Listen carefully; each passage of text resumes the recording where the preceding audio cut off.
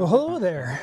I hope you're doing well. I'm drinking a Guava David Mbaru.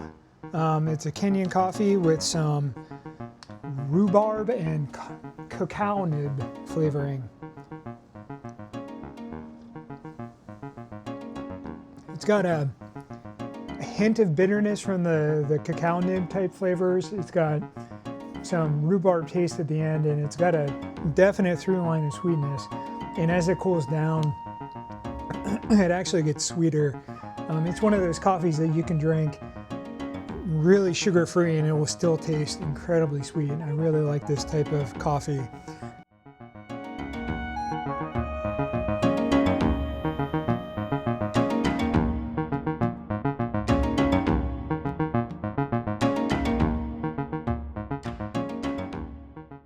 Anyway, so I hope that you're drinking something that you enjoy as you're watching this. So let's get into it. Today I want to discuss The Bluest Eye by Toni Morrison. It was published in 1970. This book I found was a hard book to read. There was a lot of things going on in it. It was a very complicated book about a poor black family growing up, or at various points in times. It kind of followed them through the parents, both of the parents and the daughter, and what had happened to them. And a lot of it happened during Jim Crow. And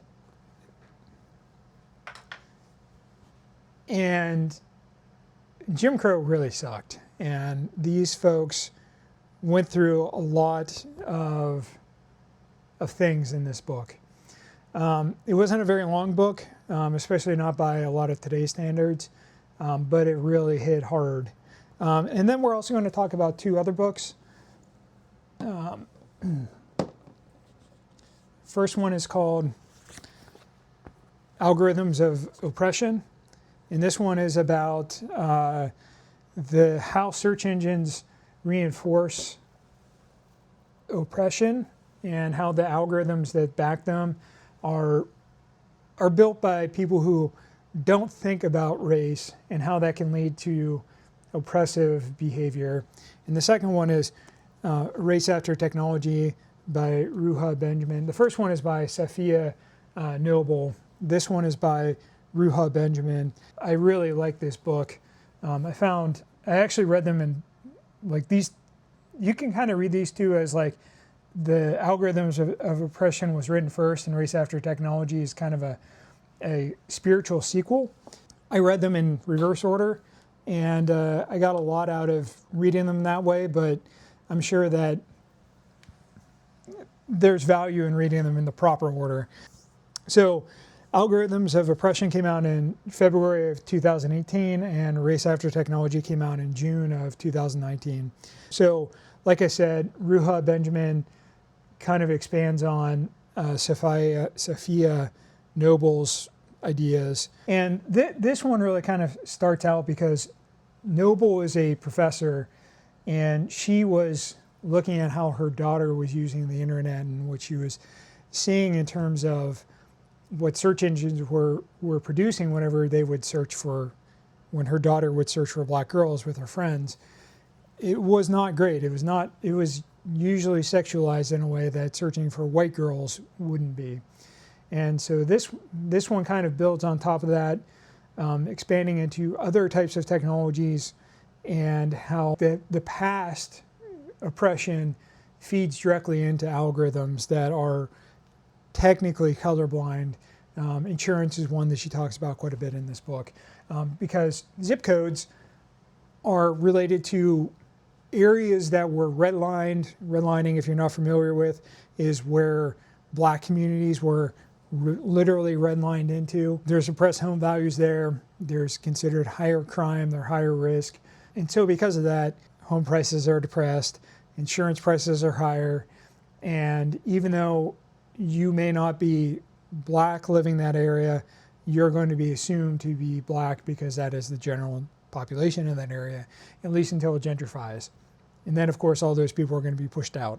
The Bluest Eye starts in 1941 There's not really much discussion about the war itself in the book, which I think is fine. Not everything during that time period needs to be talked about in that way, because it didn't impact everybody the same way. I know a lot of white Americans were invested in it. I know, talking to my grandfather about the war whenever he was like 11. He was actually around the same age as the characters in this book.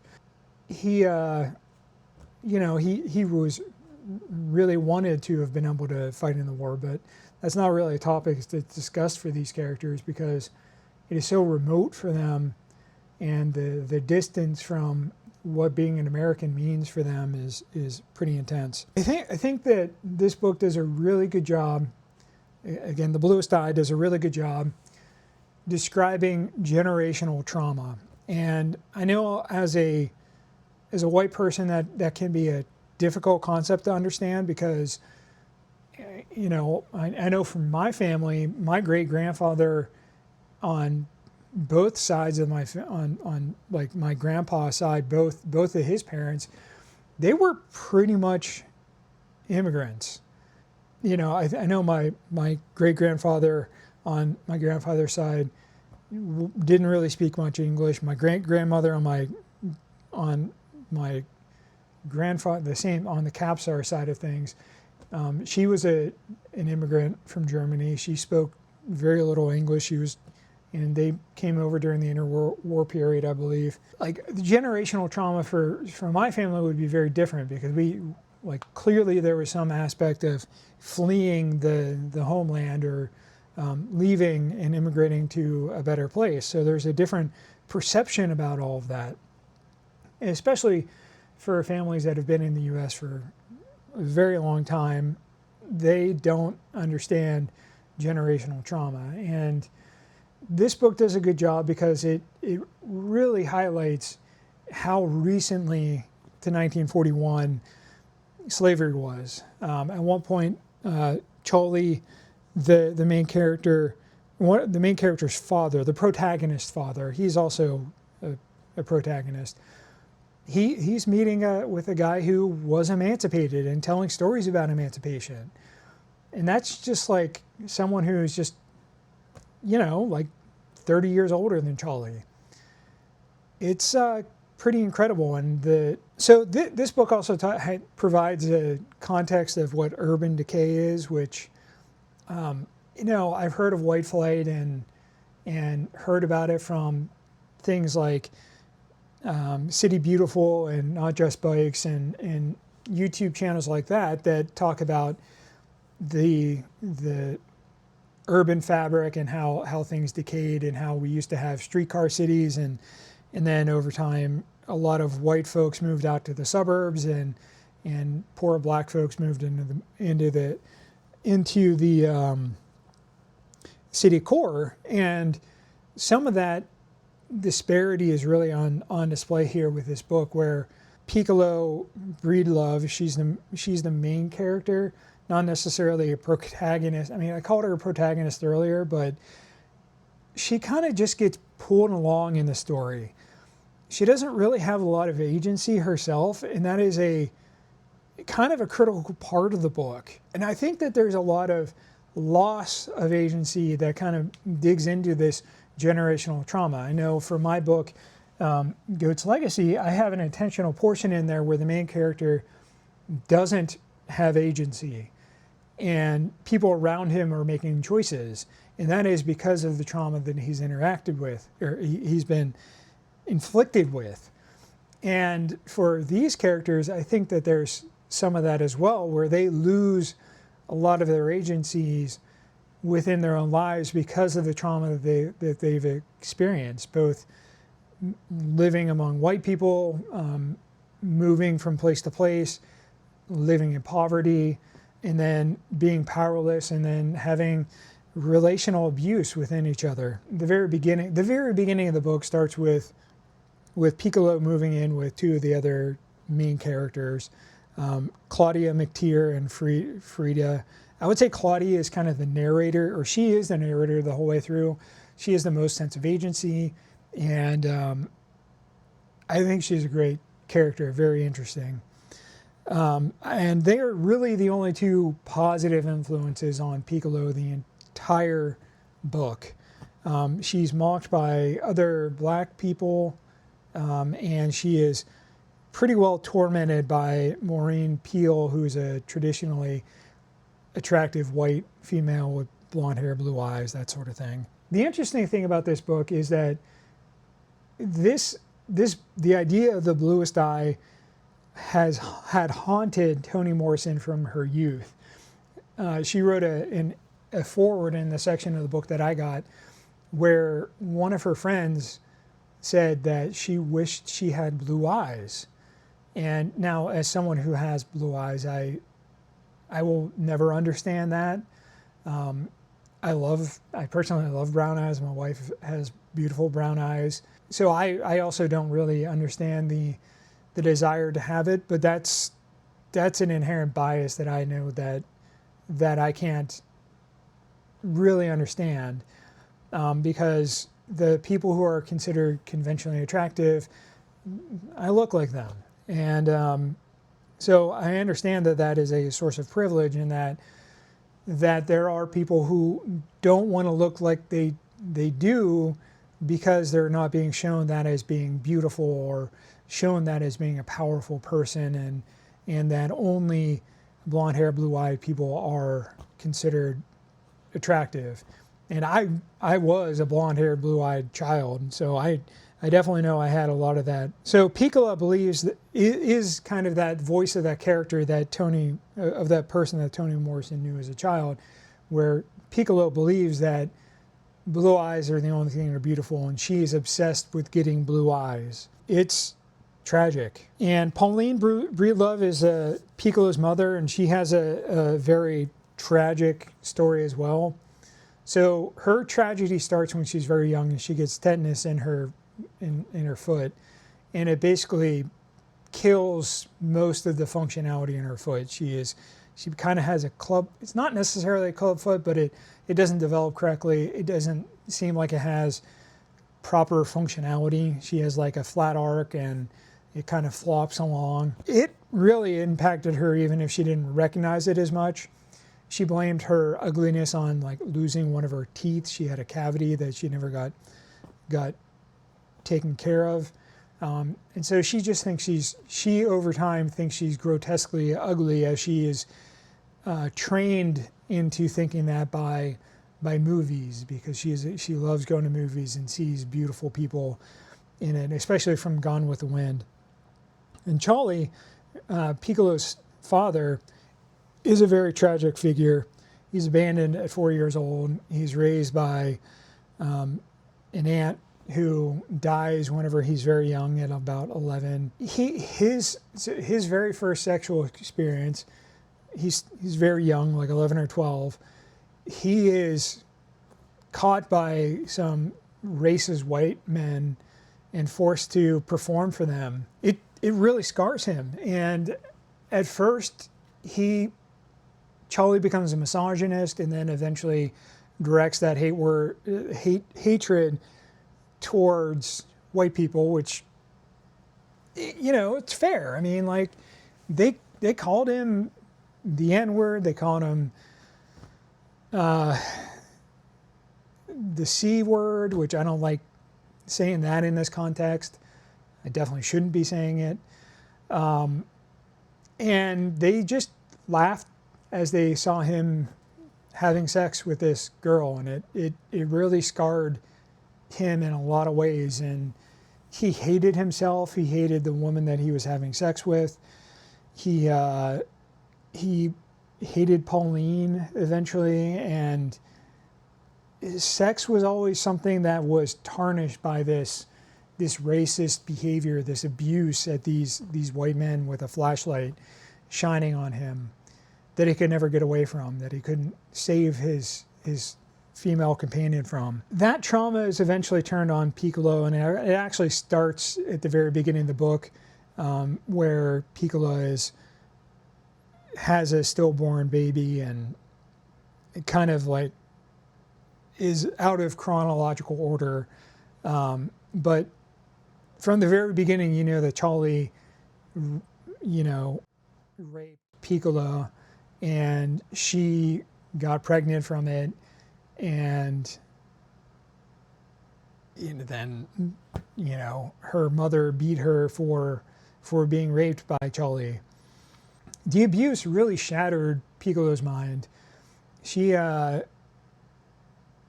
doesn't know how to process it. She's not given tools by her people around her. Her mother doesn't support her really. Charlie runs away and is never seen again. She goes to another Pedialyte man called Soaphead Church, and who is described as an abuser. And he offers like curses and black magic to people, and he offers her the blue eyes if she gives this potion to this dog that he hates. And if the dog dies or has a bad reaction, then she'll have her blue eyes. Well, the dog dies because arsenic or strychnine. And so with this combined shattering from this abuse and this murdering of this dog that she is the unwitting accomplice to, it just destroys her mind. And she does believe she has blue eyes after that, and is constantly talking to herself about how blue her eyes are, and is obsessed with her eyes being the bluest. It is devastating to read. It made me tear up, and it was just crushing to read. I cannot fathom this life. It is so hard. And I definitely know I don't have a good understanding of Black history. I grew up in a very white part of the country. We used to call it Pennsyltucky. Very conservative college in our town, one of the most conservative in the country. So I've had to do a lot of learning on my own, which I've talked about with Me and the World Between. Obviously, I've read these books, which are kind of a science and technology studies intersectionally with feminism, Black feminism. I've also watched a number of YouTubers over and tried to learn what I can. I mean, I know I'll never really understand it. But if you're interested, there's T1J has some videos that he did in the past. He's kind of transitioned more to media criticism from talking about social justice issues, which good for him. I'm glad I know he enjoys it. FD Signifier, he does a lot of. He was a social worker, and he talks a lot about these types of topics. Foreign Man and Foreign Land talks about race as a Bohemian and him having moved to the U.S. and experienced the U.S. as a foreigner, and then moving back to the Bahamas. He talks about sex tourism and some of the impacts on that in one of his videos. I definitely recommend watching that. Cat Black talks about some of these topics as a trans Black woman. Princess Weeks, she talks about this and in the context of media criticism generally, and how some of that impacts her and her fandom, because she likes a lot of sci-fi and fantasy type stuff, and a lot of the fandom is openly racist, and it makes her feel excluded in some ways. And then Khadija Mbawe has a lot of really interesting conversations about this sort of thing as sexuality and race. So I really recommend, I have some links down in the video in the description below. I really recommend that if you're white, go and watch some of these to get some additional context that we need, because we'll never understand it. Even white people who are coming from a poorer space are not going to understand it the same way, because there's not that racialized element to it that adds extra complications. This sexual violence has been part of the Black experience since chattel slavery. If you in the message, it's explicitly discussed where the mixedness of Ta-Nehisi Coates is is due to that sexual violence in slavery, and so it's something that impacts this book. It's something that impacts Black Americans to this day, where they know that that's in their family history. And in the case of Soaphead Church, who's the predator, he's actually internalized their racism in a way, because they're very proud that they had this lord who was an ancestor who essentially forced himself on one of Soaphead's ancestors, and they were proud of their closeness to whiteness, even though they will never be white. He wanted that. The other interesting thing is that they also believe that any subsequent degradation of their family was due to additional dilution with black blood, which is just deeply depressing. That is such a deep level of internalized racism and hatred that I'm very sad to have learned that exists. I had no idea. I can't understand this from a white generational trauma perspective, but it really helps me understand what that term means, because it is writ large through this entire book. Everything is an aspect of generational trauma, and I would say Claudia has the most clear-eyed vision of her pride of being a black woman, a black girl. I think that's a little bit of an author insert, which is great.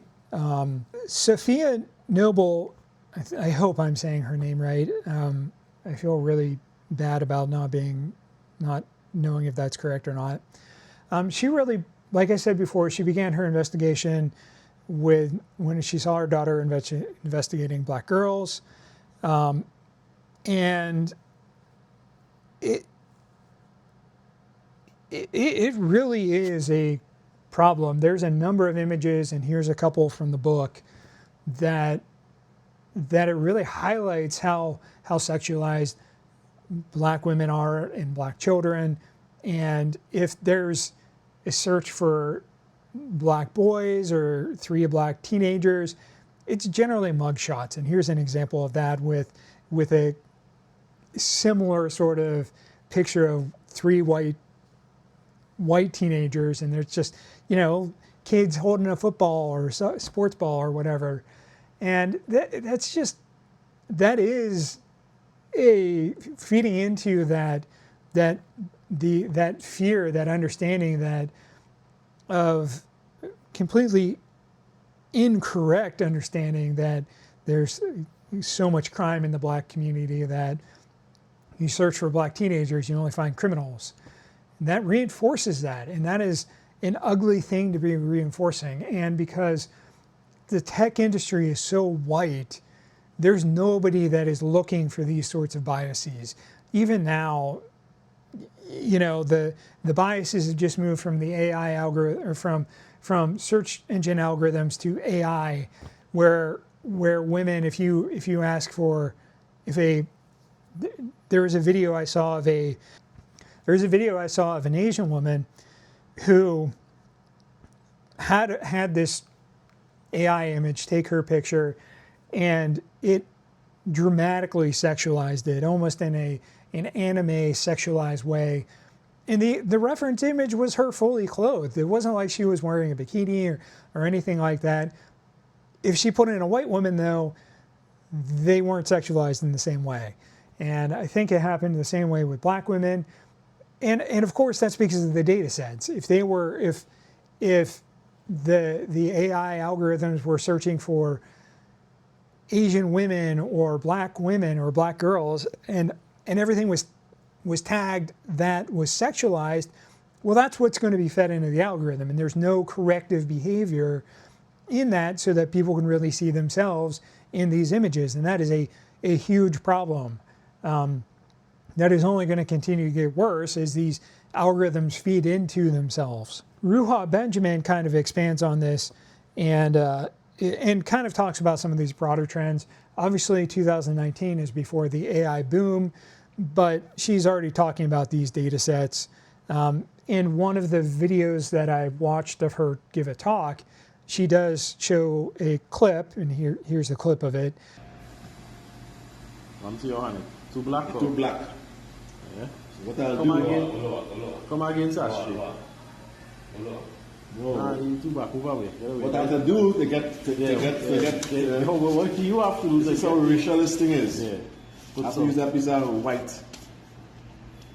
Let's say a napkin and show it again. Where a black man puts his hand, underneath the soap dispenser, and it doesn't dispense soap, but as soon as he puts a paper towel under there, it happens. And I have a friend that I talked to about this, and he was like, yeah, it's a racist soap dispenser, which is absurd. Which is so absurd. Like, that's just an easy thing to test. Like, people have a variety of pigmentations. Why are we not testing for that in this day and age? It is entirely because of hiring decisions where they hire people who look like them. And in one of my next videos, I have a whole conversation about VC and cloudalists and the big social media companies.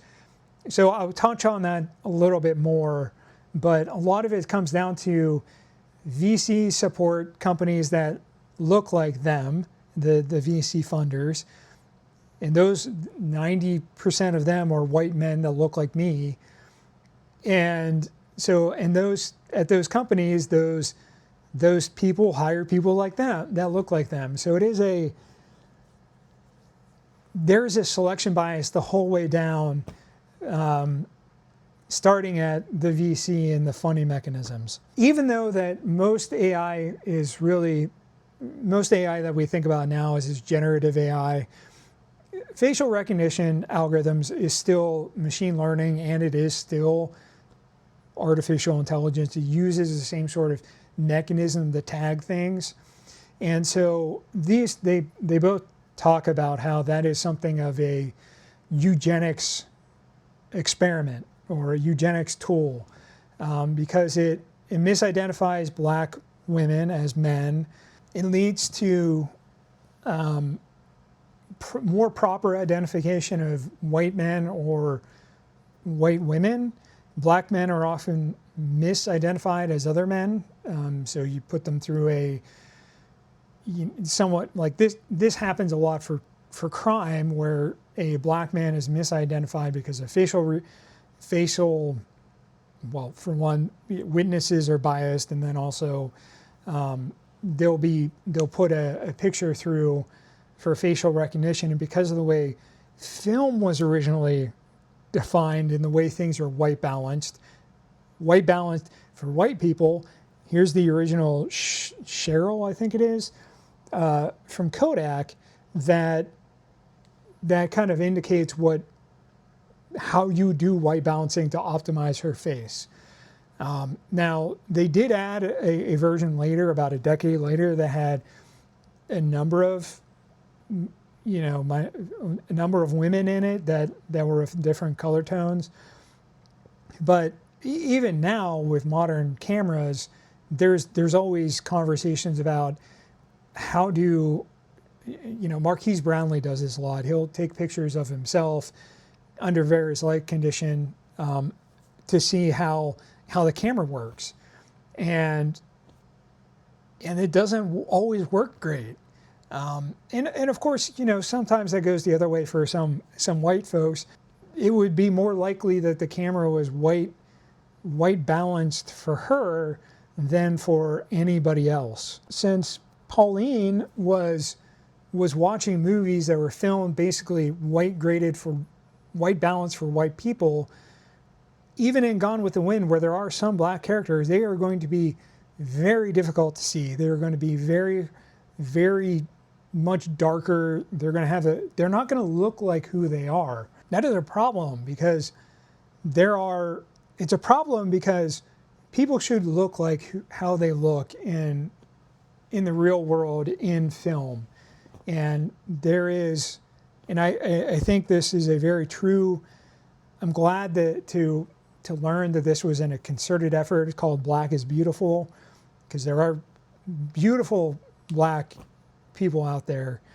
And FD Signifier has a video where he talks about this process to reclaim blackness as a beautiful thing. It's tragic that Piccola and Pauline weren't alive or in their prime to see this, to be educated that black is beautiful, that white isn't the only type of beauty that's out there. And I'm glad that mentality is changing within the black community. I know it's still fraught from what I understand, but that's not for me to get into. That is outside of the scope of this video and outside of my understanding, and I'm not qualified to talk about that. I think it's pretty fair that both Noble and Benjamin are probably influenced by writers like Morrison. I mean, Morrison won a Nobel Prize for her writing.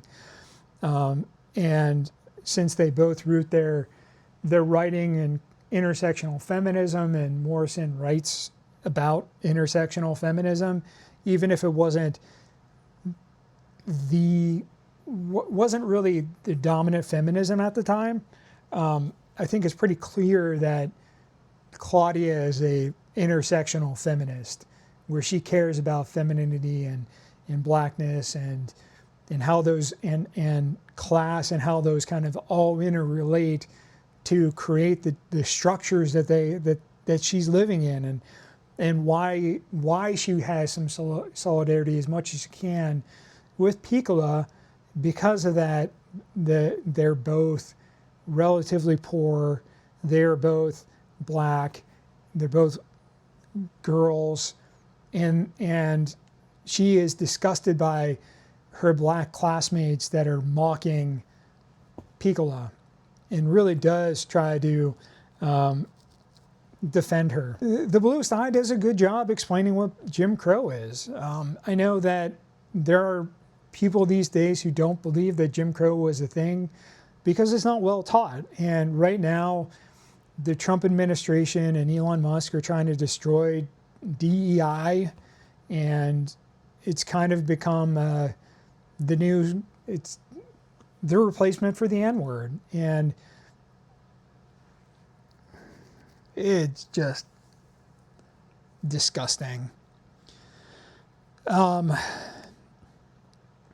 But in this book, it's interesting because the white characters are really on the periphery. They are a force of nature almost, that can act like a tornado that comes through and causes destruction in these black girls' lives that they can't comprehend, that have outside force. Even though they're on the periphery, they're always there, like a looming storm that is about to break in and, spin out a tornado to totally upend their lives.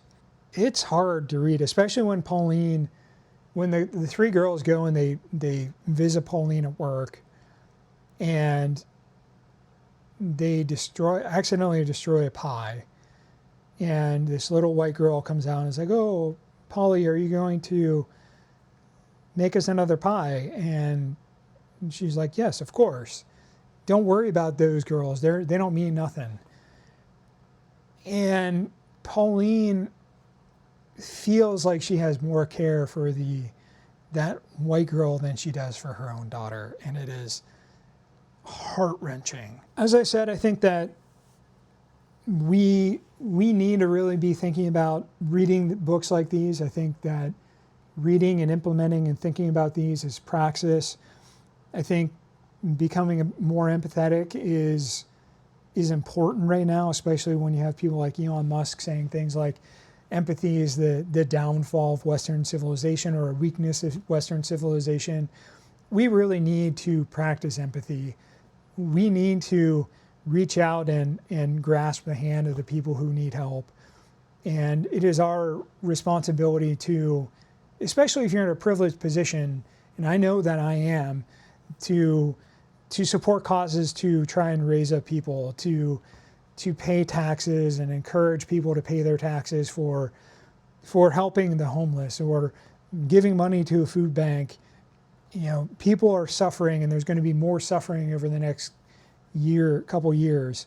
There's probably going to be a recession in a number of cities. It's important that we're empathetic to try to keep fighting these evil people that are taking over our government and shutting down organizations like USAID, shutting down DEI programs, shutting down LGBTQ plus programs.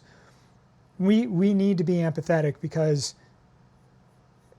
everybody right now is a step away from being disabled. I'm disabled right now. I don't look it at all. I have a crazy allergy issue. That means I can't really go outside. So everybody is a step away from being at least temporarily disabled. Some disabled advocates argue that we are temporarily abled because we're disabled as a child relatively, and then we're disabled as we're elderly. And Elon Musk is including that in DEIA. That's what the A is ability, disability. Empathy is critical right now, and I think these books teach us a philosophy of understanding why we should be empathetic about it in our work. And then I think Toni Morrison does a fantastic job of explaining to us how to be empathetic about people who are not us. People who are, how to be empathetic to people who are in media that we've never been that way. Because I know a lot of white fans of sci-fi and things like Star Wars have issues with seeing themselves in a black character.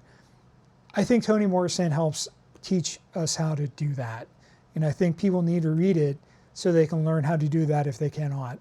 Because it's all down to empathy, and humanity needs to be empathetic.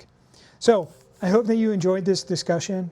I'd love some feedback for another book, for if you think I should do more story reading, if I should move on from Many Lives of Death to maybe Misadventures of Peanut Butter Boys or anything else.